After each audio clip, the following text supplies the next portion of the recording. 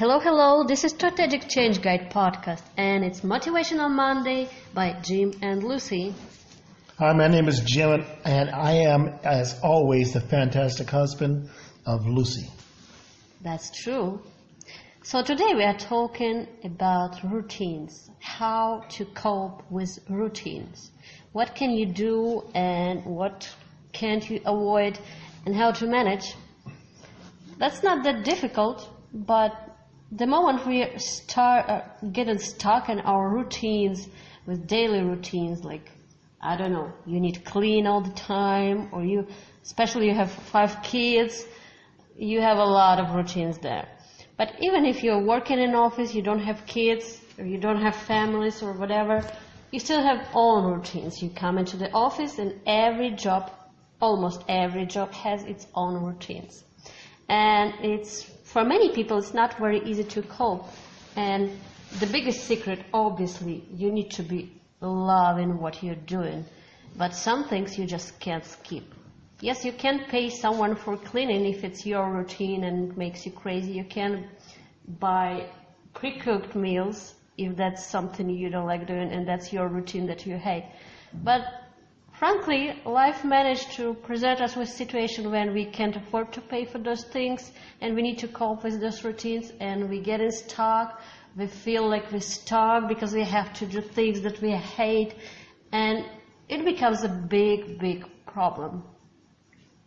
Well, that's actually true. So the one constant in life is change.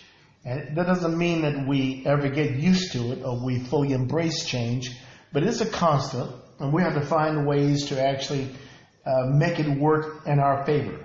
So here are several tips right now to help you cope with big changes in your life, and so you'll be able to come out as a better person for doing it. One of those would be acknowledge that things are changing. Sometimes we get caught up in fighting and change that we put off actually dealing with it, meaning that we have denial, which is a powerful force, and then it protects us in many ways. Sometimes we don't want things to change. I've heard people often tell me that I fight change, I hate change, I want things to remain the same. But just try to imagine yourself right now, all the things that would remain the same if there weren't any changes. It doesn't matter if it's death or losing a job.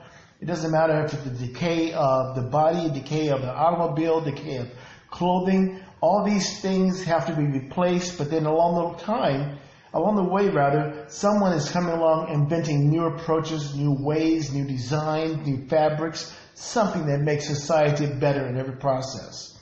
So, however, stepping outside of it and saying to ourselves, things are changing and it's okay, can be less stressful than putting it off. Sometimes some people have a fatigue of change. For them, it seems as if it's always coming all the time, and it's always coming faster than yesterday or last year. But if you just go back and think for just a moment, someone did a little parody once in the days of Aristotle, how someone must have been proclaiming at the time that, boy, the kids are driving the chariots too fast in the streets. Or they don't listen to their parents like they used to in the old days. I'm sure someone was remarking that very same thing that we say ourselves even now. So change has always been fast for the people that were living in that period. Change is no more fast today than it was then. It's all relative. So another thing you can do is realize that even good change can cause stress. So sometimes when people go through a positive life change, such as graduating or having a baby, they still feel a great deal of stress or even dread. Keep in mind that positive change can create stress just like not so positive change. So the key of coping with routines, you need to manage to do what you have to do without getting stuck, without getting those negative feelings. And you need to be ready for change. You need to be willing to change. And for those who are afraid of change, just think, if all your life, every single day, next day and day after will be same all the time, is that okay with you? If this is what you want and you're happy with it, that's fine. But if it's not, the only way to cope with it, to work with it, is change. And we work with people, we help them change their life, their career, start or improve their business. We work strategically. We help them develop soft skills. We help people to develop positive habits. Not those classical things that you read in an article, but the habits to build their success. It's not that easy. You read a book or article and think, oh, that's all done. A smart person learns every day, every week, every month, every year, and never stops learning, right? So why are you afraid? Right. So look at change as being this great phenomenon. It's going to occur whether we are here or not, whether we enjoy it or not, or whether we make it work for us or not. But just the excitement of moving into a new home, the excitement of buying a new car, or getting the dishwasher finally repaired after 6 months, or telling your significant other to get it done, please, and it doesn't get done.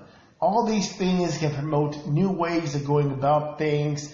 They flex our muscles mentally and physically, other ways, and all to make us stronger, make us grow better, and make us more responsive to those people who are around us that love and need us so much. So make change your ally. Make fear your ally. Fighting change is something that does not work for us, but make it work in your favor. It's a constant. We are here for you every Monday, and if you need more help, just email jim@woodskovalova.group.com or lucy@woodskovalova.group.com. Always here for you, always here to help. We have a lot of products to help you build your own success, your own version of success. That's right. There's no better person in the whole world to work with than Lucy. If I wasn't married to Lucy, she'd be my coach personally. In fact, she is all the time. I do everything she tells me to do because she's really smart, and so I follow her example. I encourage you to reach out to her. She loves getting emails. She can't get enough. In fact, she told me the other day, I wish people would just send me more emails. Please contact her. She'll help you out. Take care of yourself. Make it a good week. Bye.